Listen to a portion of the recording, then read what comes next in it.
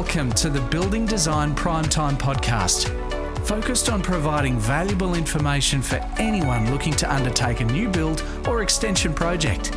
We'll share our tips, tricks and stories from a building designer's perspective.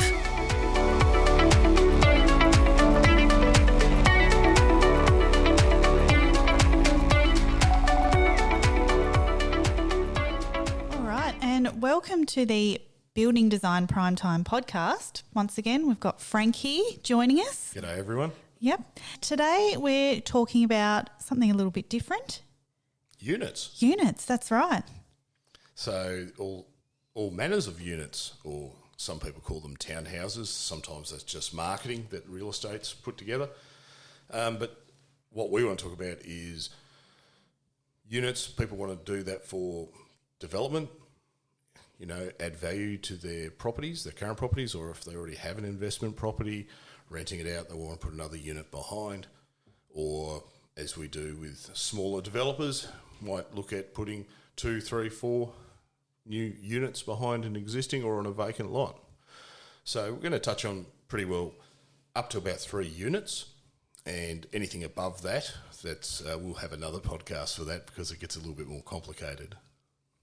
Yeah, so the process is slightly different once you have sort of more than 3 unit it can do, dwellings. subject to the block. There's a lot of variables in there.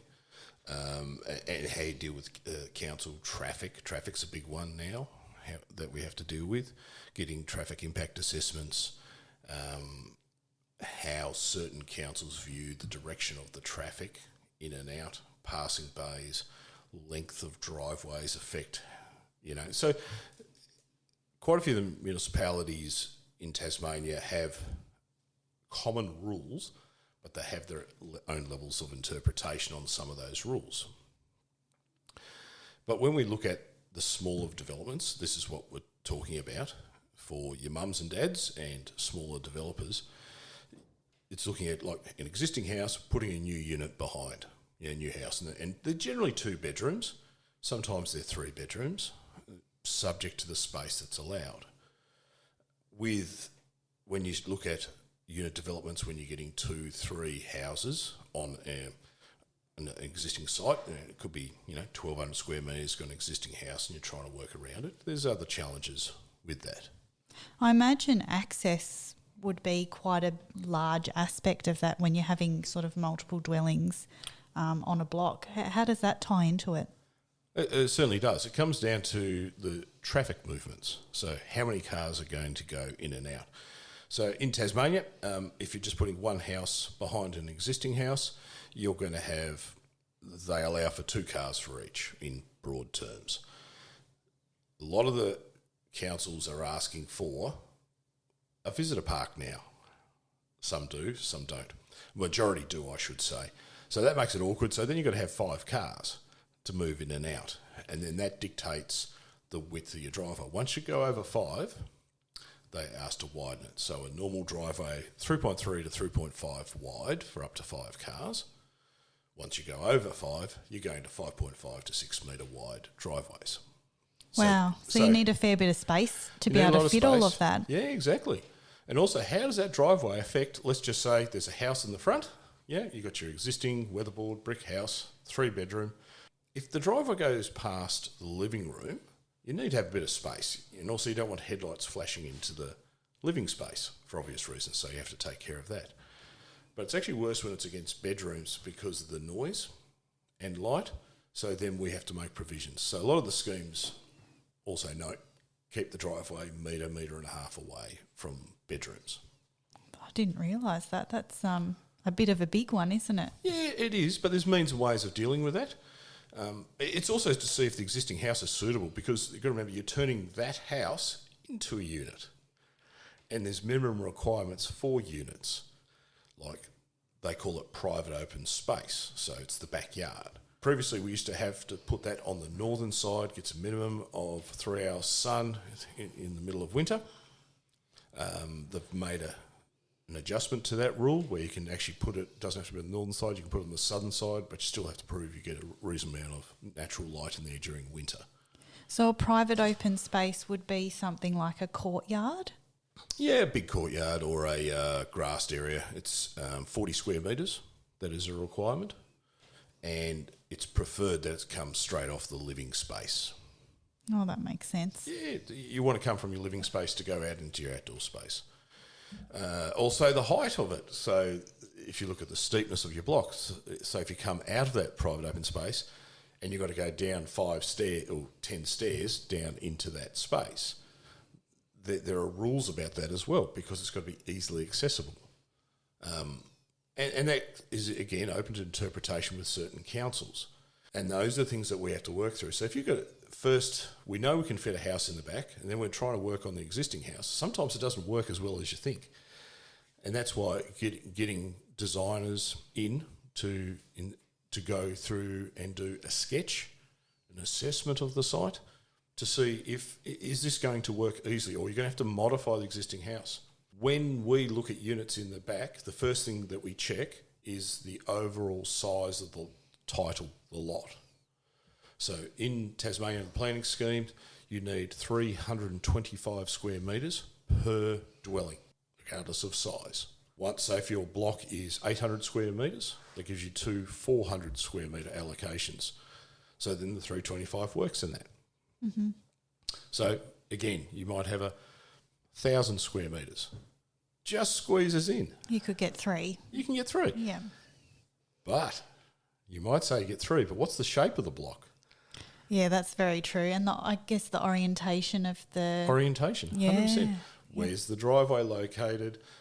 Where's, even if there's no house and you're doing a design, where's north? What's the neighbouring property? Are they overshadowing? Are they going to cut the sunlight to any private open space? The shape of the block, this is the big one that catches a lot of people off. Even if it's a perfect rectangle, if it's not wide enough, it doesn't actually work very well. Or you might have trapezoidal or a bit, tapers, boundaries taper and they're odd shape. When we get that, the more extreme shapes, we can only fit 2 on there comfortably, because we don't design the house to be on weird angles for economic reasons. Mm-hmm. Most people do these developments. It could be for elderly, family, that's fine, that's rare, but generally it's for the purpose of improving your investment. So you're doing multiple houses, getting multiple, rental returns or selling. It's purely about an investment. And they're pretty popular, I guess, at the moment too, I guess, with affordability of rentals. Certainly, yeah. A lot of people, that's all they can afford at the moment. Oh, very true. Very true, but it's still not cheap. Definitely not. It's gone up a lot. But also you've got to remember, when someone does a unit, let's say a developer or mums and dads, whoever it may be, it's not just putting a house in the backyard. You've got to have all the driveways done to meet code requirements, council requirements, stormwater runoff. But you have to put all the fences in, all the landscaping, pathways, bin locations, letterboxes, upgrade your water. So the site is complete. It's done. It's dusted. So unlike when you buy a brand, you may have a house built, it doesn't necessarily include a driveway. It doesn't necessarily include the landscaping or the fencing. You have that option of just, here's the house on a bare piece of dirt. With units, you can't do that. It has to be complete to get your final. What's interesting, a lot of people strata title them, so their own, the units are their own titles within the title. That's another way the council comes in and doubles checks that everything is complete. And the other trick is, if it's been planning approved with all your parking, shrubs, bins, you've got storage sheds outside, you've got to have a minimal amount of lockable storage. If it's not done as per the plan, the council will make you go for an amendment through the planning process, potentially. Wow. Yeah, that's why the planning documents have to be followed correctly through to the building documents. You don't alter it. Wow, that's they nail you for that. Of course. Yeah. Yeah. And I've had a number of cases, I had a better idea with, put the parking over here and all that, but they didn't check whether it meet the compliance and a few other things, and I've had to have the unfortunate situation, I've had to work with the builder to say, well, or the developer, in some cases, where it says, well, you've made that change, we've now got to prove that it complies. And sometimes it does, sometimes it doesn't. And then it's a lengthy process. And if they're doing it for an investment, let's say, and they're relying on to get a sale, and they've got holding costs, this could delay the project for as long as the build. Wow. Yeah, I've seen it. That's why you stick to the plan, or if you want to change the plan, you go through the due process. But surely that's no different to just your standard house. Like, you can't just go moving the driveway. You'd be surprised what people do and get away with, because there isn't a checkpoint sometimes. There isn't a hold point by the council. So we've seen quite reasonable changes on single dwellings, and people it hasn't been made accountable of that. So they've been able to make that change. And that's, it's when it comes to the house, if you make major changes, the building surveyor or certifier will pick that up and say, look, I need updated drawings because you've moved this wall, you've made the bathroom bigger, you've done something to the kitchen, you've added a window. If you change the window in a brand new house during the build, you've got to get a new thermal performance assessment. Wow. Yeah. It's a bit of a domino effect, isn't it? It very much is. And I get it for some people, they want to put a bigger window and all that. That's fine. They change their mind on site. But be prepared to wear the costs. It's not just changing a window. It's structurally you've got to change the lintel, may affect the bracing. The energy efficiency calculations have to be done again by the thermal assessor. And that's all more cost as well. Very much so. Very easy to drop a couple of $1,000 on that. So this is no different with units. You stick to the plan, or you go through the process of getting an amendment. When we look also at putting a unit in the back, we also look at setbacks off boundaries as well to get the maximum usage of the land. So generally we try and push them up to 1 metre to 1.5 metres off what you call the dead side of the site, if use of a better word, because you want to get the cars in comfortably. It's just nice and easy to use. So you may have a garage or a carport. You've got to be able to turn on site and drive out forward. And that's with most municipal planning schemes. They need to drive in, find a turning spot and go out frontward. Not allowed to back out. Yeah, okay. But there is an exception. There's always an exception. Yeah. And this is one of the ones I like, doing units and putting them on corner blocks, because they look like individual houses on a corner block. So you put 2 units, it might be an 800 square metre block or 750, something like that, and you put 2 units on there and you can drive straight in and out like a normal house. Mm-hmm.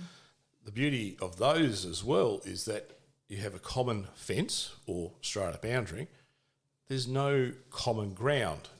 So they're not sharing land. They don't have to have a sinking fund within their strata agreements. It's a very clean-cut way of doing it. So they're not sharing driveways, their own space. Does that mean they wouldn't have to pay body corporate either? Yeah, you'd still have a body corporate as such, but it's very minimal, really minimal, I reckon. So they're great developments, but we're not seeing many blocks that size on corners at the moment. Oh, they're all getting smaller. They're getting smaller, yeah. Definitely. Yeah, not exactly bang for your buck. It's $1 per square metres going up. So let's talk about services to units. Yes. Are they shared? Are they done separately? How does that work? So when you do a strata, they are shared. So let's start with your water. So you've got a normal water line in for a domestic house, that's fine. It gets upgraded, so you go to a larger pipe because you're servicing 2 houses, obviously. So you need make an application here in Tasmania. Taswater is the water authority, water and sewer authority, and they will upgrade your line. You make an application and then gives the feed in, and then you put 2 water meters on there, 1 for each site. It's the same when you get power. You end up putting a turret, or if it's a bigger development, you have a master switchboard at the front of the site somewhere, and then it branches off to the individual subboards in each unit, or in the cases of the houses, it will go to feed the water in. Stormwater, generally for up to 3 or 4 houses, subject to the area, 100 mil stormwater connection will be sufficient to handle the stormwater. Be aware, in certain municipalities, their stormwater capacity isn't great, so they may ask for a thing called stormwater detention. What that is, essentially, there is a tank or multiple tanks on site, or oversized stormwater pipes, and they all feed into one pit, which is near the connection, and they reduce the size of the outlet into the stormwater system. So if you've got a normal 100 mil connection, they may reduce it down to a 40 mil connection. And then all the water backs up into the tanks. Ah, that makes sense. Into that storage facility. And the idea behind that is it doesn't overload the stormwater system. It was probably installed 50, 60, 80 years ago, and it wasn't built to design the loads of all these new houses feeding into it. So they restrict the flow, and then as the main rush of stormwater goes through, this will then later after the storm event. Fair bit of cost in that. You need a civil engineer to design that and calculate it. It's becoming more and more common as we go further out with new subdivisions. It's generally only with multi-residential, not with new single houses. We usually put these as water tanks on the side of the house. They could be tanks underneath the driveway. They could be really big pipes underneath the driveway. So I've also seen actual driveways done where there's a big pit and the driveway fills up full of water in a storm, and then it slowly releases. Wow. So it's it's like an above ground detention basin. And then flows the water away from the house. Yeah, it keeps it away from the house. But those things have to be considered. Adds a fair bit of cost to a development, and you generally don't know that until you make an application to the council. And like I said, it's becoming more and more common. Sewer connections, again, shared, and 100 mil pipe handles up a lot of houses. It's surprising how many we can put onto one sewer connection. Once you get past a certain size, and we leave that to the civil engineers to decide, to work out those calculations and work with the Taswater, with Sewer and Water Authority, to work out what size connection they need. So those are a few things with units. It's a little bit different to a normal development, but as you can imagine, more houses, bigger infrastructure. Oh, definitely. Yeah, same with the NBN. Bringing NBN in has to be designed by an outside consultant to make sure that's covered. So there's a lot to consider with units. The other side of it too, a lot of people don't like units being built next to them. That's very true. So how does that work then with when you say you're looking for a block of land to build, multi-residential up to 3 units? If you can find one. If you can find one. How does that work with what the regulations are? Are there restrictions on where you can build units in certain areas, or? I'm not aware of any in Tasmania, but that might be under covenants, under the titles. When a subdivision was initially put forward, we've seen it on covenants saying no, units not allowed on this. That doesn't necessarily match the planning scheme within the council. So there's a conflict there, and that becomes down to a legal argument. So those things have to be considered when you're purchasing a piece of land, regardless for units or a single house. You need to know what's on your title and what you are buying. And that's a whole nother podcast by itself. Oh, yes. Because it's a can of worms. It is, but it's also buyer beware. And I don't like that law because people aren't educated what you're buying on a title. And we've got a great example that we'd love to share that came up yesterday on a project. Share that in the future where the client's a little bit snookered. So, the planning scheme and the covenants are contradictory.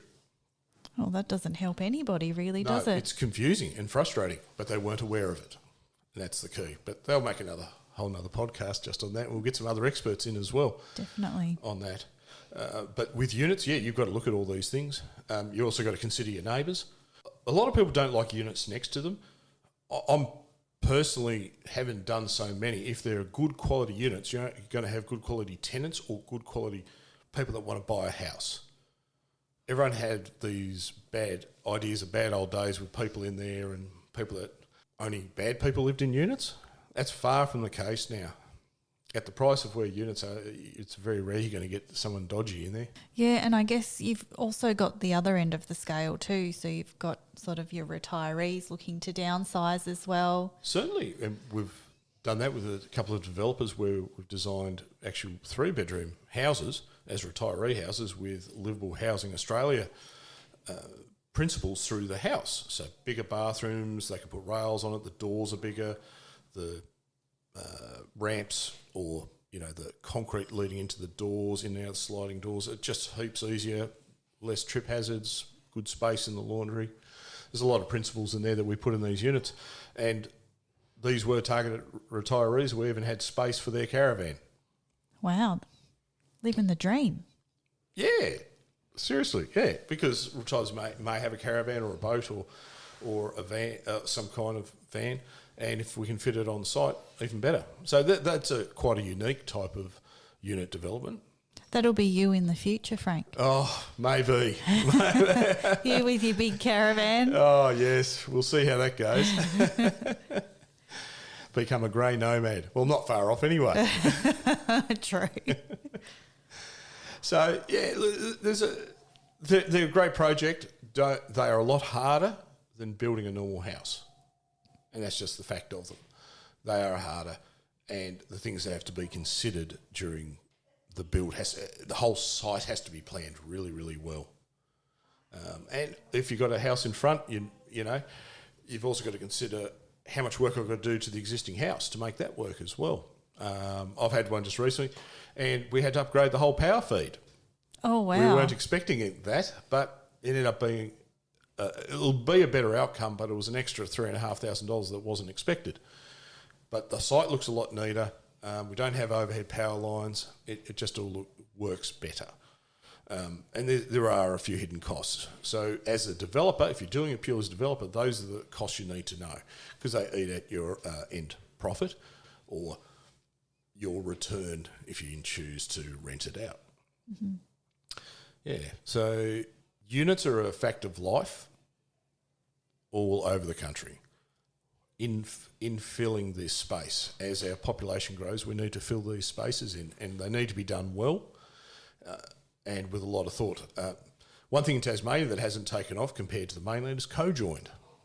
So co-joined units aren't as popular here as they are on the mainland, and I know so the main purely comes down to the size of the lots, as I understand it. Mm-hmm. You don't have to have that 1,800 millimetre separation between walls. They're jammed up against each other with a common boundary/firewall. Mm-hmm. In between, yep. Where in Tassie, that's not popular. Although in saying that, I grew up in a co-joined unit. Well, there you go. There you go. Mm-hmm. Yeah.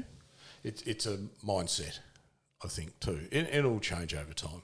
I think we're definitely going to see more and more units crop up as as time goes on, because you know the need for land and the price of land. That's it. It keeps going up. Certainly, and the cost of the builds go up. And also be aware that the cost of a building of a unit, let's just say a 2-bedroom unit, and that's the most common type we do. 2-bedroom, single bath, garage, open plan living, 110 to 120 square metres. Very common, very simple. The dollars per square metre is higher than a normal house. Really? Yeah. Why? Well, you still got the same kitchen. Your most expensive areas are your kitchen, your bathroom, wet areas, right? Mm-hmm. Smaller footprint, you still have those. You know, you still have that kitchen, you still have that bathroom. Whereas you could do a 180 square metre home, and sometimes it has 2 bathrooms, but because it's a smaller footprint, the actual dollars are actually a little bit more because of those high cost areas, because they don't change. Yeah, that's true. Wow. I didn't realise that. But that's why doing your budgets, you can work with certain builders, you know, if your dream is to do developments, is working with the builders to work on all these costs. Because it's not just the cost of the build. Like I said before, you've got to put all the driveways in the footpaths.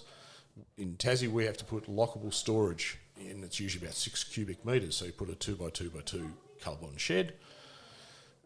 And you want to do nice landscape, put a grass, plants, clotheslines, all that type of stuff. And it's non-negotiable. It's got to be done. So you're spending a lot of money on landscaping and driveways. And it's sort of it's all in one go, I guess, too. Like a lot of people that are, you know, building just their own home, sometimes they put off all of those things. Yeah, budget constraints, 100%. Exactly. I did it myself when I built my first home. I didn't have a driveway for 2.5 years. You know, I saved up for it. You know, and there was other compromises I made because I wanted the house, and that's what I got into. And then slowly but surely we got the rest of it. Didn't have curtains for 2 years as well. You know, it's just what we could afford. You know, you stick within your budgets. Units, you don't have that luxury. No, definitely not. Yeah. So what are the take homes? If you're looking at doing units, get a designer in ASAP to assess the site for you. For the sake of doing even a feasibility study, do some sketches. What can I fit on here? How can I make it work? Will this work easily? If it doesn't work easily, it's hard from the start, it's going to cost more. The steepness of the block has a big bearing on it too, because then you've got to put more retaining walls in. Doesn't mean you necessarily get a greater rent. That's true, but it's a necessity, isn't it? If you've got a steeper block, yeah. And that's why you try and go more level blocks if you can. But you don't have that luxury. It depends where you live, You could live in a valley like Launceston or Hobart, and that's certainly more challenging. But that initial feasibility study to do a site analysis of the site, check the planning scheme, look at overlays, planning overlays, and that may restrict. You could be in a thing called an attenuation area. You could be near sewage ponds or industrial sites, or, as I had one case, near a crematorium. And wow. And they wanted reports to say, yep, it's not going to affect this block for what you want to do. So there's a lot to research, and that goes for any build from any matter, is getting a designer and do a site analysis. And we can offer that here. Yep. We love doing it from the perspective we like to educate the customer so they know what they're walking into and what the challenges are. You don't want to go all the way through and found this insurmountable challenge, or it adds a ridiculous amount of money to it. It's trying to assess everything as early as possible. You're not going to pick up everything sometimes because of the planners in planning departments and the infrastructure departments within the councils, but you can pick up most of it. So there's a lot of considerations if you're looking to build one or multiple units. Oh, 100%, yes. So a good designer will be able to help you through that process. Even better if you've got an experienced builder that's done units and you work together. I keep banging on about working with builders. They make a great team. Designer and builder working together, best way forward every time. We might leave it there. Thanks for listening, everyone. That was Units. Until next time.